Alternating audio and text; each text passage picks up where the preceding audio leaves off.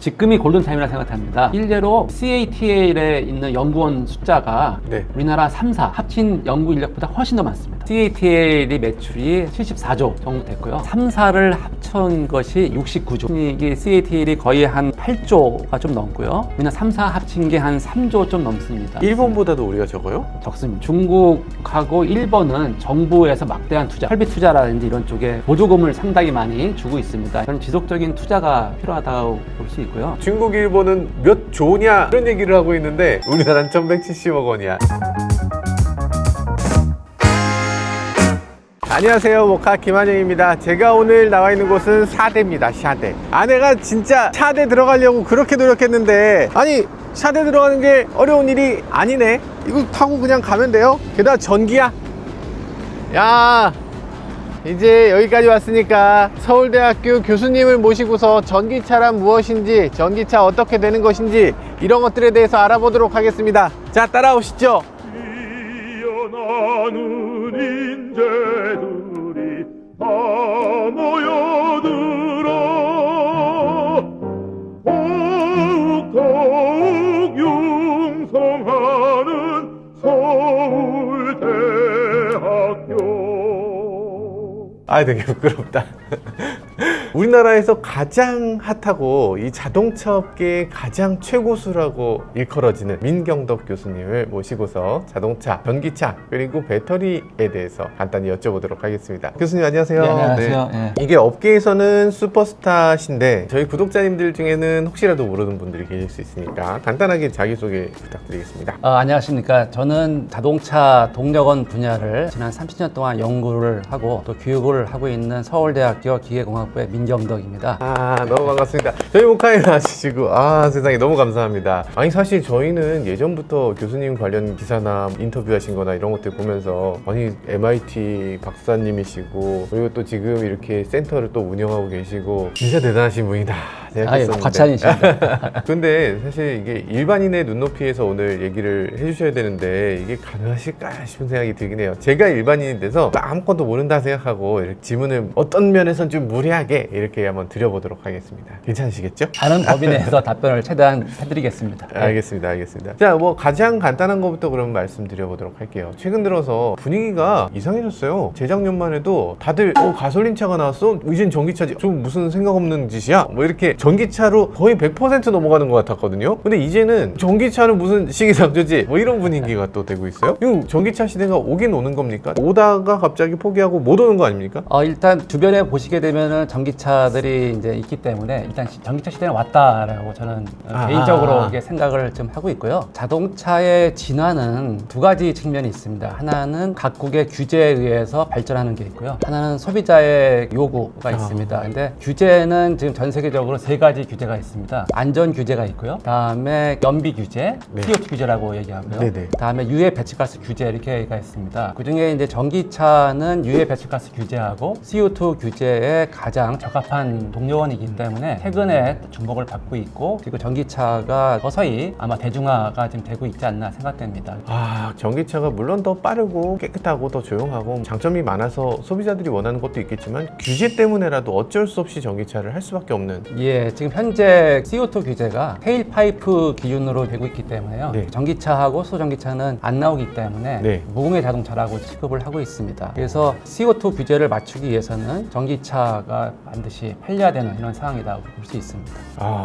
이 말씀이 아주 약간 날카로운 점이 있어요. 여기 전기차가 우리는 친환경 자동차, 배출가스가 없어 이렇게 말할 수는 없다는 얘기를 약간 내포하신 것 같은데 조금 이따 이 얘기도 살펴보고요. CO2 규제 때문에 어쨌든 전기차를 안 팔 수는 없다. 그러면 무조건 가는 겁니까? 전기차 말고 다른 방법도 있지 않아요? 일단 소비자들이 원해야겠죠. 네. 소비자들이 원하는 거는 싸야 되고, 두 번째는 편리해야 되고, 다음에 오래 쓸 수 있고 안전하고 이게 네. 돼야 됩니다. 그래서 우리가 하이브리드 자동차의 예를 들게 되면은 하이브리드 자동차가 나온 지 벌써 한 27년 정도가 됐습니다. 그때 나왔을 때 소비자들은 비싸서 저걸 왜 사냐 이런 얘기들이 많았습니다. 요새 휘발유 가격을 보게 되면은 그 당시보다 한 50%가 올랐고요. 네. 그리고 하이브리드 자동차도 많이 가격이 좀 싸졌습니다. 하기 때문에 소비자들이 많이 구매를 좀 하고 있고요. 전기 자동차도 제가 봤을 때 편리함하고 내구성은 확보됐다고 볼 수 있고요. 있고요. 가격이 문제인데 이 가격도 이제 대량 생산하고 기술 혁신을 통해서 충분히 소비자가 원하는 가격으로 낮출 수 있지 않을까 생각되기 때문에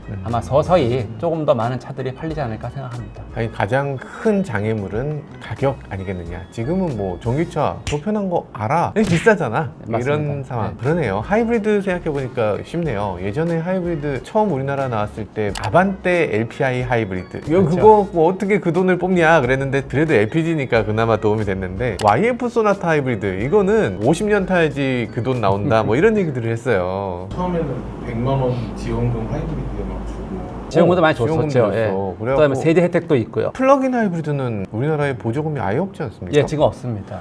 그것도 이상하다. 플러그인 같은 경우도 사실 다른 나라 같으면 가솔린에서 플러그인을 거친 다음에 전기차로 넘어가는 맞습니다. 경우가 많은데 예, 예. 그걸 갑자기 뜬금없이 전기차로 바로 전환해라 이러면 소비자들 입장에서 야 그거 만약에 전기차 충전 못하게 되면 나는 그 차 벽돌되는 거 아니야 이렇게 생각할 텐데 한 번쯤 경험을 하고 넘어가게끔 예. 보조금을 지급해줘도 좋지 않았을까. 지금 전기차를 구매하시는 거의 대부분 사람들은 기본적으로 내연기관의 경험이 있기 때문에 네. 쉽게 아마 습관이라든지 이런 것들이 바뀌지 않습니다. 그래서 저는 개인적으로 전기차 같은 경우는 정부가 주도해서 처음 차를 구매한 사람들, 젊은 사람들이 전기차를 구매할 수 있는 기회를 조금 더 많이 열어주면 좋겠다는 게 문화가 다르기 때문에 그래서 아마 플러그인 하이브리드도 그런 문화가 다르기 때문에 아마 소비자들이 예민하지 않나 생각되는데요. 보통 일반적으로 플러그인 하이브리드를 전기차로 같이 포함하는데요. 전 세계에 팔리는 전기차의 한 4분의 1 정도가 플러그인 하이브리드로 지금 팔리고 있습니다.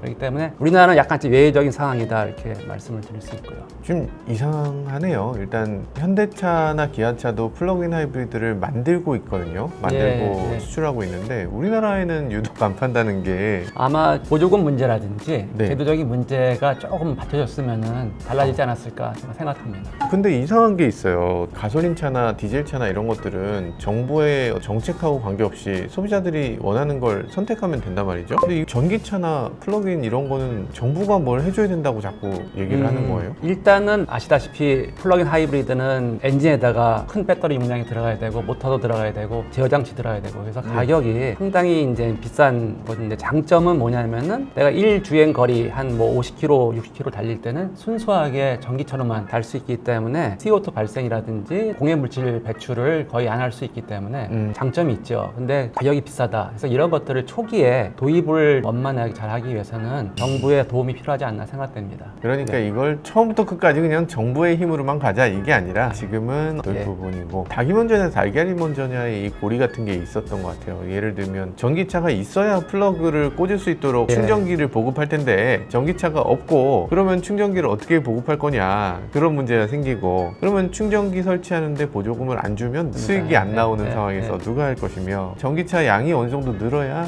이 사업도 돌아가고 이 사업이 돼야 전기차도 또 팔릴 수 있는 거잖아요. 예, 그러니까 예. 이게 그 상태에서 누군가는 처음에 시동을 걸어줘야 되는데 그걸 그거를- 정부 역할이 좀 크지 않을까 생각합니다. 예, 인프라 맞습니다. 쪽이기 때문에요. 그렇군요. 알겠습니다. 자, 어쨌든 지금 세계적인 분위기는 전기차가 어떻게 되고 있습니까? 작년에 비해서 안 팔리고 있는 거예요? 판매량이 줄었습니까? 전기차 판매를 보게 되면은 21년도부터 다시 전 세계적으로 판매량이 증가하고 있고요. 그래서 아니 줄었다고들 알고 있는데? 21년도에서부터 시작해갖고 22년도에는 전기차하고 플러그인 하이브리드 포함해서 한 1000만 대 정도가 팔렸습니다. 1000만 대 정도면은 전 세계적으로 7대 팔릴 때 한 대가 전기차라고 보시면 되고요. 플러그인 하이브리드 포함돼서요. 네네. 23년도에는 순수 전기차만 1000만 대가 팔렸습니다. 전 세계적으로. 오. 그리고 올해도 아마 한 10% 정도 더 팔릴 거라고 아마 예상을 좀 하고 있고요. 아, 증가세군요? 증가율이 좀 완화되고 있다는 거고요. 유독 우리나라에서만 23년도가 아마 22년도랑 거의 동등이나 약간 적은 것 같고요. 올해가 좀 아마 좀 굉장히 판매가 저조한 걸로 알고 있습니다. 전 세계적으로 봤을 때는 증가 추세에 있다 이렇게 보시면 됩니다. 어떤 문제 때문에 이럴까요, 대체? 개인적으로는 일단은 고금리하고 고물가, 경제적인 문제, 그리고 많은 분들이 충전 인프라를 얘기하시는데 국내에는 그래도 외국에 비해서 충전 인프라는 굉장히 좋기 때문에 전기차를 구매하신 분들은 굉장히 만족을 좀 하고 있다고 생각합니다. 아, 일단 구매했으면 만족하는데. 구매하기 전 단계에는 그거에 대한 어떤 두려움이 있지 않을까 생각되고요. 또 요새 미디어에서 화재에 관련된 것들도 공포심이 좀 있기 때문에 주저하지 않을까 생각되고요. 또 아마 국내 국내에서도 한 하반기에 고급형이죠. 네. 전기차가 나오게 되면은 좀 더 많이 팔리지 않을까 생각합니다. 하긴 뭐 EV3라든지 캐스퍼 예. 일렉트릭이라든지 뭐 이런 차들이 이제 나오게 될 테니까 저거라면 한번 해볼 만한데 라는 소비자들도 꽤 맞습니다. 생길 것 같죠. 예. 네. 요즘은 이상하게 우리나라 소비자들은 우리 편, 남의 편 이렇게 나눠서 이게 내가 전기차를 갖고 있지 않은 사람이면 전기차 가진 사람이 약간 반대편에 선 사람으로 그렇게 생각하는 예. 건가 하는 생각도 살짝 들고 잘은 모르겠지만 아무튼 이상합니다. 세계적으로는 당연히 친환경이 저거고 저쪽으로 가야 돼. 내가 전기차를 사지 못했어. 그럼 좀 미안한데? 이렇게 마음을 좀 가질만도 한데 우리는 전기차를 왜 사는 거야? 저 사람들이 왜 내 세금을 뺏어가? 그런 생각들이 있는 네. 것 같아서 좀 안타깝긴 해요. 어쨌든 정말 중요한 건 큰 흐름인데 흐름은 어쨌든 전기차 시대로 가고 있는 게 아닌가. 그러면 교수님이 이거 좀 딱 답을 주세요. 미래는 전기차입니까? 가솔린차입니까? 제가 많은 질문을 받는데요. 제가 싫어하는 것 중에 하나가 뭐냐면 답이 뭐냐? 아니 저희한테는 그렇게 문제 풀라고 답 쓰라고 막 하시면서 단기적으로는 이제 순수한 엔진은 없어질 것 같고 엔진에서 하이브리드화 점점 갈 것 같고 그래서 아마 전동화는 대세다 이렇게 볼 수 있고요. 그다음에 아까 말씀하신 전기차하고 수소전기차 또 가격 면에서 또 내구성 측면에서 이것이 확보되면은 이것도 하나의 큰 흐름이 아닐까 생각됩니다. 그래서 앞으로는 하이브리드 자동차하고 전기차가 아마 주류를 이룰 것 같고요. 30년 후에는 아마 수소전기차도 일반화가 되지 않을까 생각합니다.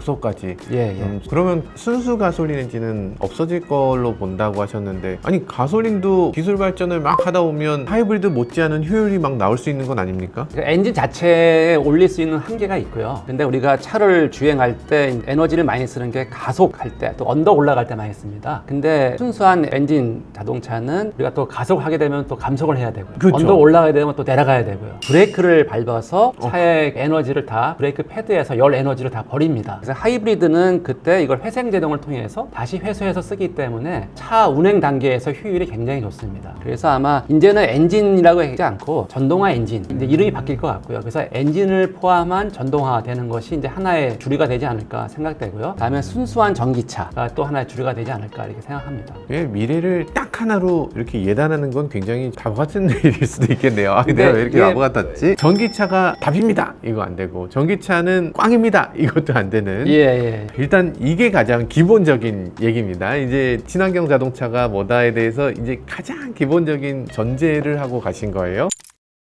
자, 그러면 좀 깊이 있게 한번 들어가서 전기차 배터리에 대해서 한번 여쭤보도록 하겠습니다. 예. 전기차 배터리라는 것에 대해서도 많은 분들이 조금 혼란을 겪고 계신 것 같아요. 배터리가 뭡니까? 우리 동력원에 쓰는 배터리는 보통 2차 전지를 얘기하고 있는데요. 네네. 그러니까 에너지 저장 장치다 이렇게 네. 이해하시면 됩니다. 아마 다 알고 계신 내용일 겁니다. 예. 근데 자동차에 쓰는 거는 충방전을 많이 할 수 있는 이런 배터리인데요. 그렇기 때문에 배터리는 에너지 저장 장치이기 때문에 내가 저장할 수 있는 용량이 중요합니다. 그래서 차에다가 배터리를 굉장히 많이 싣고 다니죠. 근데 엔진하고 수소 전기차에 들어가는 스택은 에너지 변환 장치입니다. 다릅니다. 그래서 무슨 말이냐면은 엔진에다가 연료를 계속 공급하게 되면은 항상 동력을 만들 수 있는데 배터리는 내가 화학 에너지를 전기 에너지로 변화시킬 수 있는 용량이 정해져 있기 때문에 우리가 충방전을 계속해야 되는 거죠. 그래서 엔진하고 수소 전기차에 들어가는 스택은 에너지 변환 장치고 배터리는 에너지 저장 장치다라고 보시면 좀 더 편안합니다. 요거 아주 비슷한 개념 같지만 아주 다른 개념입니다. 왜냐하면 배터리라는 건 나 자체가 에너지를 갖고 있는 애고 이걸 아무리 더 넣으려고 해도 더 넣을 수가 없습니다. 이게 꽉 차면 여기서 끝이야. 근데 수소연료 전지나 가솔린이나 이건 통만 있으면 되잖아. 통이 커지면 그 통이 커진 만큼 계속 더 들어갈 수 있는 거고 계속 에너지를 더 만들 수 있는 그런 장치라는 거죠. 그러면 배터리라는 건 좀 이상합니다. 배터리를 어느 정도 이상 더 키우려고 하면 그 배터리의 무게가 점점 무거워져서 결국에 차가 못 나가게 되겠네요. 초기에 전기차를 만들었을 때는 리튬 이온이 아닌 나축전지 이런 것들은 워낙 무거워서 차 무게 한 반 이상이 되기 때문에 주행거리가 상당히 줄어들었던 요새 나오는 리튬 이온 전기차는 사실 1991년도에 소니가 처음으로 이제 리튬 이온 배터리를 양산을 시작했고요. 다음에 자동차에 사용된 거는 아마 제가 알기로는 2012년에 테슬라 모델 S에서 처음으로 18650이라는 배터리를 이용해서 전기차를 만들었습니다. 18650이라는 게 18mm의 직경에 65mm의 정도의 길이에 해당되는 배터리인데요. 그게 한 7,100여 개가 들어가 있습니다. 배터리가. 그렇기 때문에 배터리 무게만 뭐 500kg 정도 되고 있고요. 그래서 배터리가 굉장히 많이 들어가야지만 주행거리를 우리가 확보할 수 있고요. 일반적으로 자동차에 들어가는 배터리의 용량이 40kWh 내지 한 100kWh 정도에 해당되는 에너지를 담을 수 있는 배터리가 들어갑니다. 그러면 100kWh에 해당되는 에너지가 얼마냐? 네. 제가 쉽게 설명드리면요. 네. 가솔린 연료로 환산했을 때 네. 한 12리터가 안 됩니다. 아, 그래요? 예, 예. 그 정도의 아. 에너지 갖고 충분히 500km를 달릴 수 있다 이렇게 보시면 되고요. 아, 그런 거구나. 예, 예. 가솔린 보통 60리터 들어가고 70리터 예, 들어가고 이러잖아요. 예. 앵고 불 딱 들어왔을 때 그 정도네요. 그 정도의 에너지로 10리터로 이제 우리가 가기 때문에 기본적으로 효율이 엔진보다는 상당히 좋다는 걸 알 수 있는 거고요. 그래서 우리가 배터리의 무게를 줄이려면은 에너지 밀도를 올려야 되고요. 네. 그러려면 이제 새로운 물질을 개발해야 되고 이런 것들이 이제 앞으로 계속 나오지 않을까 생각합니다. 아, 전기차를 더 좋은 차로 만들기 위해서는 결국엔 배터리 기술이 더 향상돼야 된다. 예. 더 가벼워야 되고 더 밀도가 높아야 되고 이런 것들이 계속 개발되다 보면 배터리 자동차도 더 가벼워지고 가벼워지면 또 효율이 높아질 수 있겠네요. 맞습니다. 예. 근데 밀도를 높인다고 하다 보면은 밀도가 높으니까 화재가 나는 거다 이렇게 얘기하는 분들 계십니다. 일반적으로 우리가 NCM 배터리라 얘기하는데요. 니켈, 예, 예. 코발트, 망간 예. 해서 우리가 하이 니켈로 보통 우리 갔습니다. 우리나라 배터리는. 근데 네. 하이 니켈로 하게 되면 이제 안정성에 그 문제가 더 된다라는 얘기가 있고요. 아, 하이니켈이 오히려 더 위험할 수 있다? 위험할 수 있다 아. 이렇게 얘기해서 그러나 이런 것들 안정하게 다 개발이 좀 많이 됐기 때문에 네. 충분히 지금 전기차에 사용되고 있다고 보시면 됩니다. 이렇게 아. 불안해하지 마시고 네. 지금 나온 배터리들은 다 안전하게 이런 네. 것들 다 테스트해서 나온다 이렇게 보시면 됩니다. 아니 그런데 왜 화재가 나는 거예요? 화재 아예 안 나게 못 만듭니까? 전기차 화재는 주로 어떻게 나냐면은 배터리 안에서 많이 발생이 되는데요. 네. 세 가지 요인이 있는데 하나는 이제 물리적인 충격에 의해서 나는 경우, 두 번째는 이제 정기적인 그 문제, 네. 과충전, 과방전, 그리고 세 번째는 이제 열적인 제어 문제. 네. 배터리가 한 100도 이상 올라가게 되면은 안에 있는 전해액이 증발되고 녹아나가서 폭발이 일어날 수 있는 열폭주가 일어납니다. 배터리 구조를 보시게 되면 네 가지 성분으로 되어 있는데요. 네. 양극, 음극, 다음에 양극, 음극이 못 만나게 하는 분리막, 분리막. 그 사이에 리튬 이온이 왔다 갔다 잘할 수 있는 전해액이 있습니다. 네네. 근데 이 두께가 아. 0.2에서 0.3mm밖에 안 됩니다. 아, 그래요? 예, 그리고 분리막의 두께가 한 10마이크로에서 한 20마이크로. 이 분리막이 외부의 충격이라든지 온도가 올라가서 녹아나게 되면은 양극과 음극이 서로 만나게 되면은 이제 많은 열이 발생해서 그 양극재에서는 산소가 나오고, 다음에 전해액이라든지 분리막은 이게 하나의 연료이기 때문에 또 음극도 흑연이고 네. 해서 이게 산화제하고 연료가 같이 있기 때문에 네. 외부에서 산소를 차단해도 스스로 이것이 계속 화학 반응이 일어나서 열폭주로 가기 때문에 네. 이거를 방지할 수 있는 기술들이 지금 개발되고 있고, 다음에 완전히 배터리를 차세대 배터리로 해서 전고체 배터리로 가게 되면은 많이 완화시킬 수 있는 이런 기술들을 지금 개발 중에 있다고 보시면 됩니다. 네. 아니 그렇게 걱정할 게 아니다 하고 말씀하셨는데 지금 갑자기 걱정이 막 생겼습니다. 아니 0점 몇 미리밖에 안 되는 게 뚫리면은 바로 불이 난다고? 야, 이씨 이거 어떡하지? 이런 예. 생각이 확 드는데. 그거는 이제 배터리 단위 셀 내에 있는 거고요. 네. 이거를 잘 보호하기 위해서 이제 원통형은 캔이 있고, 네. 파우치 셀은 파우치 다음에 바깥에 모듈이라는 것도 또 있고요. 아. 다음에 그 모듈을 또 잘 감싸는 외부의 충격을 잘 막아줄 수 있는 아주 단단한 케이스가 있습니다. 아. 그러니까 배터리의 충격, 그다음에 열적인 충격 이런 것들을 다 방지하기 위해서 설계 기술들이 지금 많이 개발되고 있다 이렇게 보시면 됩니다.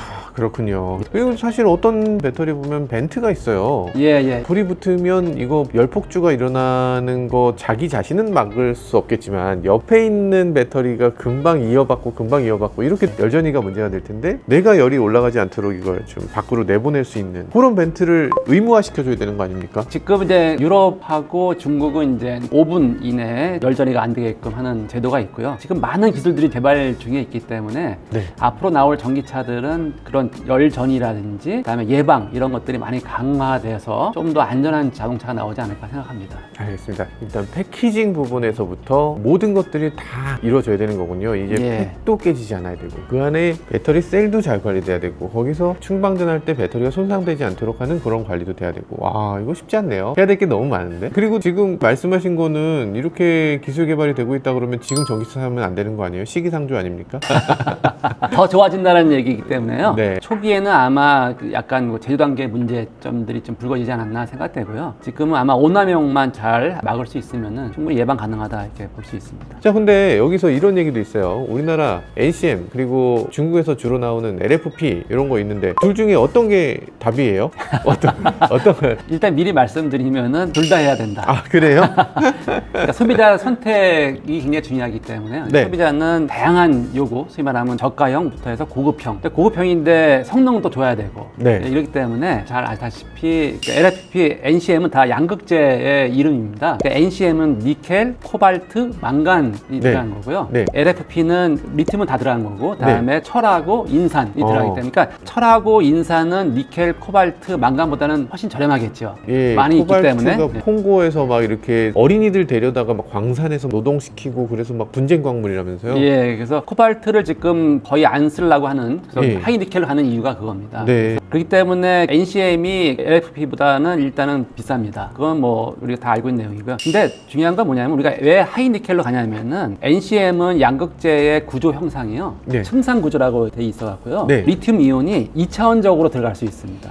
아. 많이 들어갈 수 있고요. 근데 LFP는 이게 1차원적으로밖에 리튬 이온이 못 들어갑니다. 그렇기 때문에 들어갈 수 있는 양 자체가 LFP가 용량이 좀 적다 네, 이렇게 볼 네. 수 있고요. 다음에 LFP는 인하고 산소의 결합이 굉장히 안전성이 있기 때문에 만약에 문제가 되더라도 산소 발생을 굉장히 적게 할 수 있고 다음에 발열량 자체도 적기 때문에 네. 화재에 덜 위험하다. 화재 가능성이 낮군요. 그러니까 LFP 가. 없는 게 아니라 네. 둘 다 화재 가능성이 있는데 네. 덜 위험하다 이렇게 아. 보시면 이게 됩니다. 네. 근데 용량이 작기 때문에 무겁고 그래서 원래 LFP는 주로 ESS 쪽에 이제 많이 사용되고 있다가 네. 중국에서 이거를 이제 저가형 전기차에 이제 많이 네. 개발을 해갖고 지금 하고 있고요. 우리나라는 이제 네. NCM 계열로 하고 있는데요. 서로의 장단점을 이제 보완하기 위해서 남의 장점을 우리가 갖고 오는 이런 기술 개발을 지금 서로 하고 있다 이렇게 보시면 됩니다. 그래서 LFP의 단점인 용량을 우리가 올리기 위해서 망간을 더 추가하거나 하이니켈 쪽에서는 니켈 양을 조금 더 줄이고 네. 이런 쪽으로 좀 개발해서 가격을 좀 낮출 수 있는 이런 쪽으로 가는데 네. 저는 둘 다 해서 소비자들이 같은 차라도 나는 배터리를 선택할 수 있으면은 네. 나는 가격을 더 낮출 수 있으면은 난 그거 사겠다. 오. 주행 거리가 좀 적지만 그런 선택을 할 수 있기 때문에 둘 다 해야 되지 않을까 생각하고 있는데요. 근데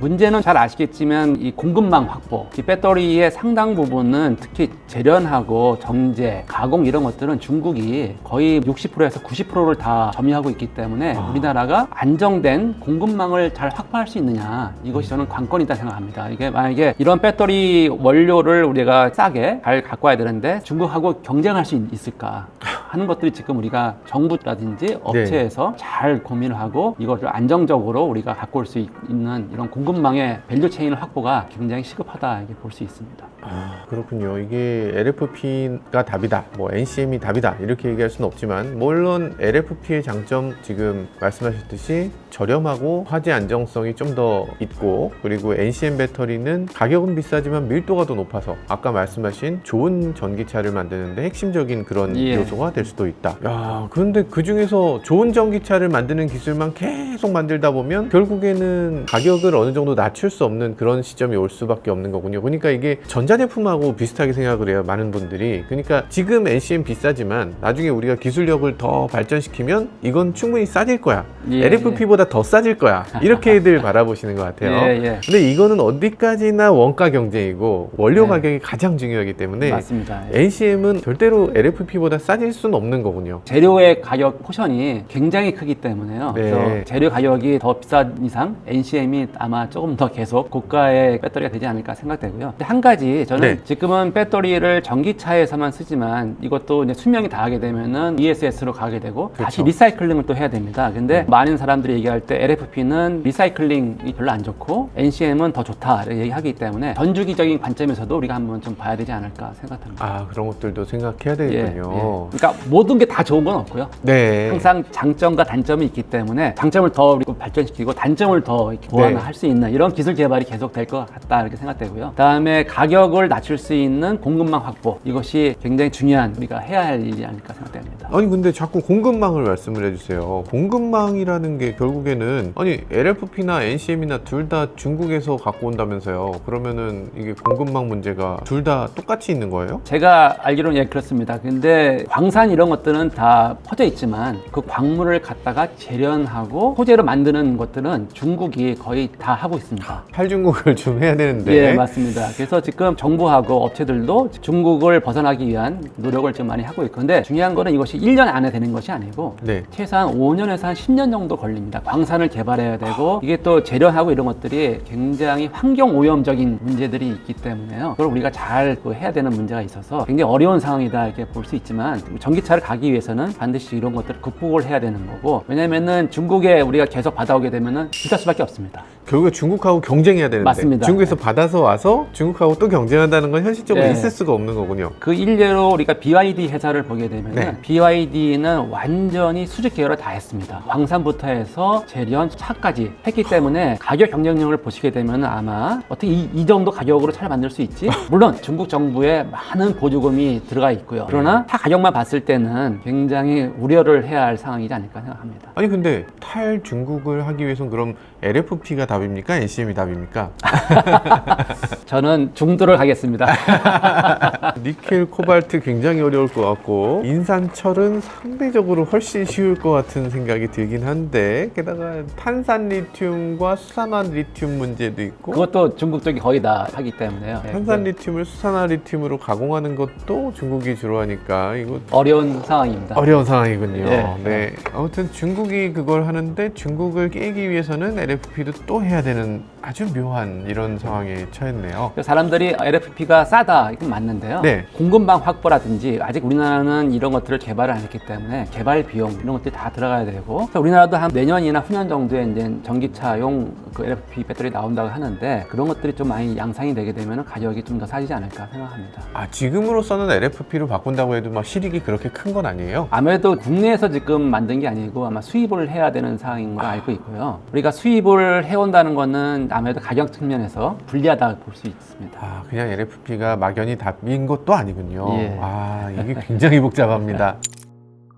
그런 얘기도 있어요. 중국 배터리가 이제 한국에 밀려 들어올 것 같다는 우려들도 있습니다. 막 이미 현대차에서도 선택한 배터리가 꽤 있고, KD에서도 지금 예, 네. 많이 하는데 보면 BRD 배터리, CATL 배터리가 막 이제 보급되거든요. 그러면 LFP 배터리는 밀도가 떨어져서 보조금을 많이 못 받아서 별로 걱정 없어 하실 수도 있는데, NCM 배터리도 중국이 또 꽤 만들어요. 그러면은 이거 가격 경쟁력에서 이미 그게 더 저렴해 버리면, 그러면 우리나라 네, 문제입니다. 지금 아까 말씀드린 BYD 차가 예, 예. 국내에서 만약에 시판되게 되면은 가격 측면에서 네. 굉장히 아마 소비자들이 많이 선택을 하지 않을까 하는 우려를 좀 하고 있고요. 네. 벌써 아시다시피 전기버스 상당 부분은 지금 중국 아, 그렇죠. 좀 들어와 있는 상황이고요. 국산이라도 막 택가리 수준인 경우도 많이 있어요. 예, 네. 예, 예. 그래서 지금 버스가 지금 굉장히 벌써 또 점령당했다고 볼 수 있고, 그리고 전기 1톤 트럭도 네. 중국에서 지금 가격이 워낙 저렴하기 때문에 네. 이런 것들이 들어온 상황이고, 그래서 아마 승용차 시장도 물론 중국 제품이라는 게 있지만 사실 테슬라도 중국에서 만든 예. 차가 들어와서 지금 국내에서 LFP 배터리를 쓰니까 가격이 확 낮춰져서 많이 팔리고 있지 않습니까? 네. 역설적으로 현대차는 안 팔리지만 테슬라는 지금 많이 팔고 있는 게, 가격이라는 게 굉장히 중요한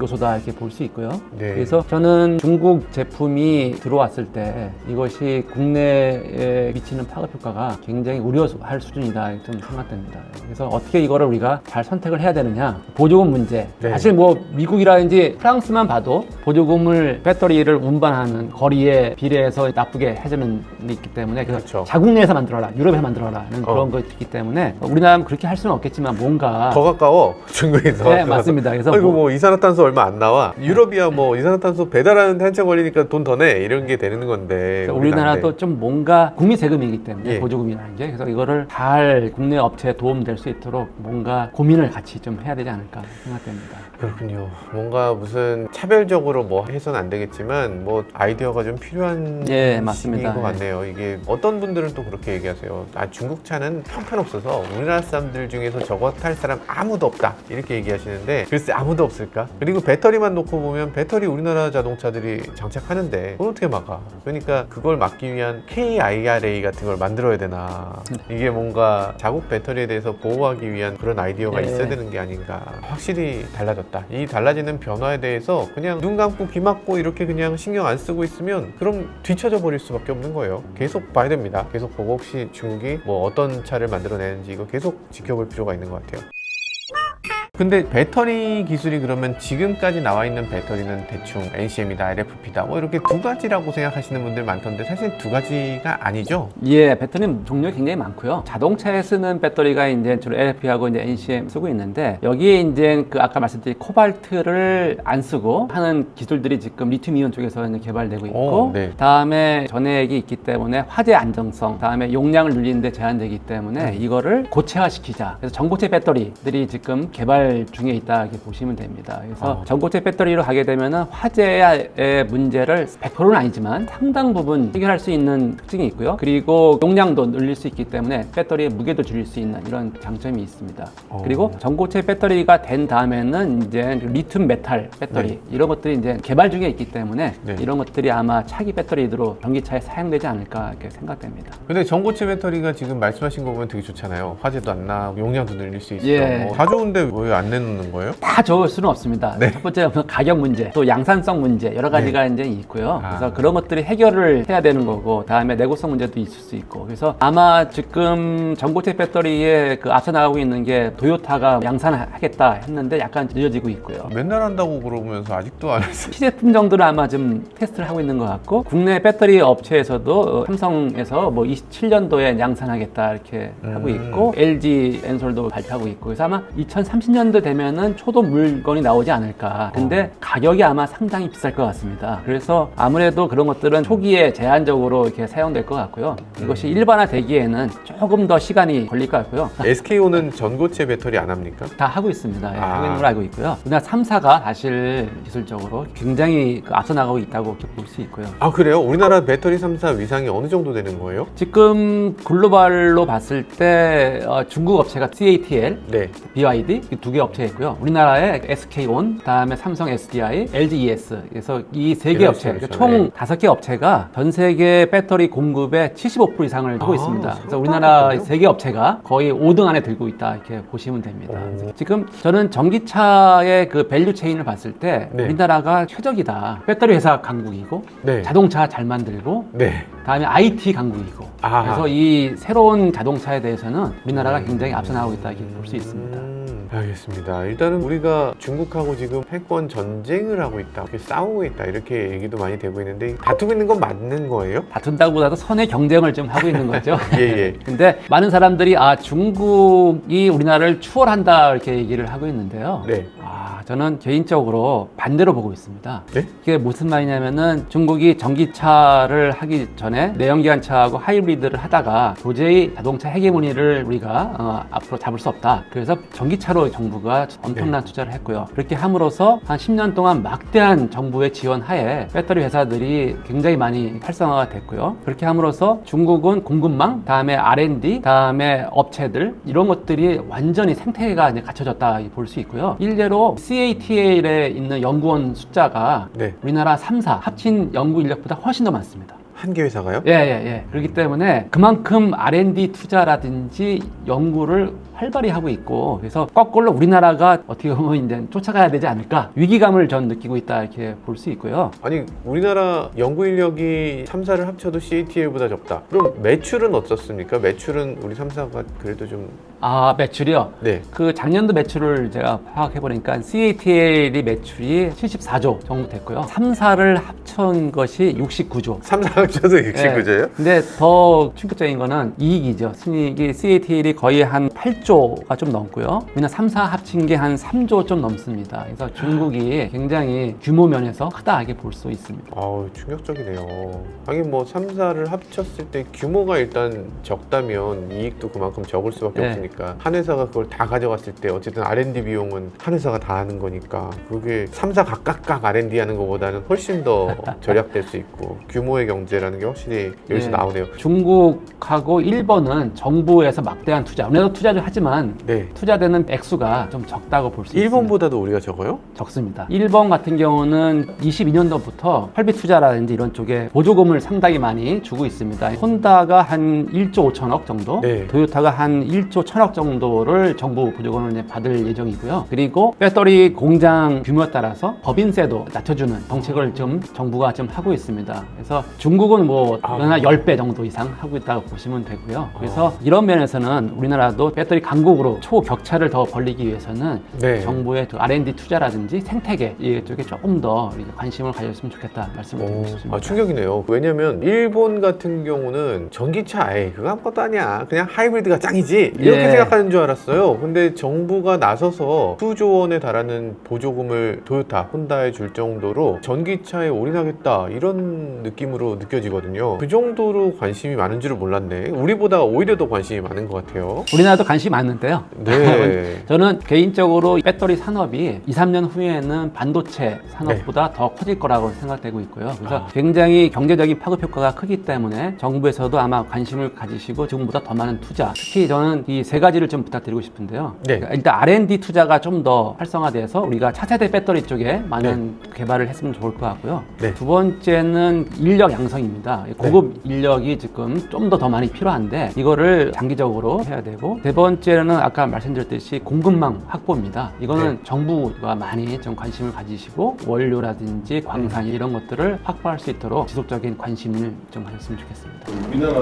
지원금이 다른 나라 중국, 일본에 비하면 너무 초라합니다. 금액으로 정확하게 얼마입니까? 우리나라가 28년까지 1,170억 원이라고. 우리나라는 1,170억 원이야. 중국, 일본은 몇 조냐? 이런 얘기를 하고 있는데 1,000억 원 수준의 지원금은 좀, 야, 이건 이상하다. 이게 정부에서는 또 차세대는 배터리입니다 이런 얘기 되게 많이 하거든요. 전기차가 예. 미래입니다 이런 얘기 많이 하는데 예. 말로만 그렇게 하고 우리 돈으로 얘기해 줬으면 좋겠어요. 미래라고 생각하면 거기다 돈을 좀 내든가. 우리가 세계 최고가 돼야 됩니다 이렇게 말하면 세계 최고가 되나? 그거 아니잖아요. 그거 뭔가 되기 위한 노력들을 좀 해줘야 되는 거 아닌가 그런 생각이 드는데, 뭐 저만의 생각입니다. 교수님이 그런 생각하신 건 아니고요. 네.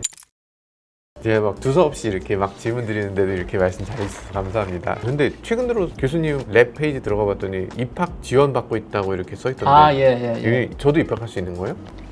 예, 물론 시험만 보시면 됩니다. 아, 그래요? 서울대 입학 시험을 보는 거예요? 예. 네? 저희 대학원 들어올 때 네. 면접을 합니다. 그리고 학부 성적이라든지 이런 걸 갖고 종합적으로 평가를 해서 선발을 합니다. 학부 때 성적표를 갖고 가야 되는 거예요? 성적이 필요합니다. 아, 그래요? 안 되겠다. 학점 2점대도 가능합니까? 그 어쨌든 지금 뭐 말씀 듣다 보니까 K배터리의 위상이 대단한 것 같아요. 자, 그래서 가끔가다 그런 얘기도 합니다. 혹시 K배터리가 대단한데 우리나라 임직원들을 중국에 빼앗긴다거나 기술이 유출된다거나 이런 걱정을 하시는 분들도 많이 계세요. 예. 사실 2010년도 초기에는 예. 그런 현상이 좀 있었습니다만 중국이 막 투자를 하고 R&D 인력이 필요했을 때요. 예. 그래서 그 당시에는 많은 인력 유출이 좀 있었다고 얘기 들었고요. 현재는 중국 자체에서 벌써 R&D 인력이 굉장히 많이 있기 때문에 요새는 조금 아니지 않나 생각됩니다. 아니, 그래요? 그 정도예요? 아니, 이젠 뺏어와야 되는 상황인가? 중국에서 인력 좀 빼와야 될 것 같습니다. 전에 많이 뺏긴 것 같고, 안 되겠어. 이거 제 생각입니다. 제 생각. 네, 교수님 생각이 전혀 아니고요. 네. 지금 한중일이 막 치열하게 싸우기 시작하는 것 같아요. 어떤 분야에서는 중국이 앞서고 있고 어떤 분야에서 우리가 또 앞서는 부분이 있고, 맞습니다. 일본도 이제 막 덤벼들려고 하는 것 같은데, 그럼 이제 3파전 비슷하게 가는 이런 상황에서 예. 각국 정부의 대응이 굉장히 중요할 것 같아요. 우리 정부가 어떻게 해야 될까요? 지금 배터리에 가장 많이 쓰고 있는 게 물론 자동차에 들어간 거고 다음에 ESS에 들어가는 건데, 자동차 산업만 봤을 때 전 세계 선진국에서는 자동차 산업을 포기한 나라가 없습니다. 독일, 일본, 미국, 유럽에 있는 나라들 보게 되면은 중국도 이제 이렇게 하고 있고요. 왜냐면은 자동차 산업은 미치는 파급 효과, 고용이라든지 여러 가지 경제에 미치는 게 굉장히 크기 때문에요. 네. 근데 자동차가 이제 전기 자동차로 가기 때문에 배터리 산업도 같이 맞물려 가고 있다 이렇게 볼 수 있고요. 네. 그래서 정부가 우리나라 산업을 더 육성하고 외국에 나가서 경쟁할 수 있는 기술력을 확보를 하기 위해서는 저는 지속적인 투자가 필요하다고 볼 수 있고요. 일본하고 중국보다는 액수는 적겠지만 조금 더 과감하게 투자를 더 했으면 좋겠다 하는 생각을 하고 있습니다. 우리 정부가 그걸 해야 되냐 하는 마음도 사실 있는 사람들이 있는 것 같은데, 그러니까 보조금 이런 것들이 다 세금이고, 아니 내 맞습니다. 세금을 왜 저 회사 발전에 쓰는 거야? 라고 얘기들 많이 하는 것 같아요. 정부가 주도해서 뭐를 하는 거, 사실 저희 생각에는, 제가 옛날 사람이라 그런지 몰라도 예전에 경제개발 몇 개년 계획 뭐 이런 거 떠오르거든요. 약간 정부 주도에 뭐를 한다는 건 좀 촌스럽게 느껴지고, 해가지고 요즘은 그런 거 안 하는 줄 알았어요. 미국이나 일본이나 이런 선진국들은 말이야 그런 거 정부가 주도해서 하는 게 아니고 기업이 알아서 하는 거야. 자유 경쟁이야. 이렇게 생각했는데 그게 아니었어요. 그게 아니고 일본만 해도 일본이 가장 먼저 2차 전지로 갔는데 지금 엄청난 속도로 쇠퇴했잖아요. 예. 전 세계에서 일본 기업의 존재감 자체가 너무 사라졌잖아. 그래서 그런 것들이 결국에는 정부가 지원하지 않았을 때 어떤 결과를 가져오게 되는지를 보여주는 것 같고. 중국의 예를 봐도 중국은 거꾸로 지난 10년 동안 막대한 지원을 해서 배터리의 강국이 지금 되고 있고 전 세계 50% 이상을 판매를 하고 있습니다. 50%. 아무것도 아닌 진짜 밑바닥에 있던 기업들이었는데 이제는 이런 시대까지 왔네요. 예, 불과 10년 만에. 정부의 어떤 정책을 정하고 그런 것들에 대해서 지원을 하고 이런 것들이 꼭 필요한 그런 일이었던 것 같아요. 예, 어떻게 보면 우리나라 3사는 네. 자생적으로 이걸 한 20년 동안 투자를 해서 지금 끌고 온 거고요. 물론 정부도 많은 R&D 쪽에 이제 지원을 했는데 앞으로는 조금 더 지원을 해줬으면 좋겠을 것 같고 배터리 산업 지원 같은 것도 뭐 이를테면 골든타임 이런 게 있을까요? 지금이 골든타임이라 생각합니다. 아, 왜냐면은 지금 일본, 그다음에 유럽, 그다음에 미국에서 자국 산업을 보호하기 위해서 굉장히 노력을 하고 있고요. 여기서 기술적인 우위가 굉장히 중요하다 이렇게 볼 수 있습니다. 그래서 기술적인 우위는 R&D의 투자, 그다음에 인력 양성에서 나올 수 있고요. 물론 뭐 3사가 열심히 하고 있지만 어떤 생태계 조성을 정부가 해줘야 될 것 같고 그다음에 이런 것들이 잘 산업을 육성할 수 있도록 정부의 도움이 좀 필요하다고 볼 수 있기 때문에 저는 지금이 골든타임이다. 그리고 차세대 배터리가 5년 안에 다 양산될 거기 때문에 이런 것들에 대한 어떤 지원, 세대 혜택 이런 것들도 아마 필요하지 않을까 생각합니다. 그렇군요. 지금이군요. 지금을 놓치면 혹시라도 나중에 크게 후회하게 되지 않을까 뭐 그런 생각도 들어요. 물 들어올 때 노저우란 얘기 하잖아요. 지금 우리나라 잘하고 있는데 여기서 잘 돼야 됩니다. 여기서 까딱 잘못하면 우리 나중에 후손한테 큰 죄를 짓게 되는지도 몰라요. 지금 현업에 계신 많은 여러분들 열심히 해주시는 점 그리고 열심히 좋은 제품들 만들어주시는 점에 대단히 감사드리고요. 그리고 정부에서도 이런 것들에 대해서 남의 일이다 생각하지 않고 한번 살펴봐 주시면 좋을 것 같다는 생각도 해보게 됩니다. 네, 지금까지 저는 모카 김한용이었습니다. 예, 저는 민경덕이었습니다. 네, 감사합니다. 감사합니다.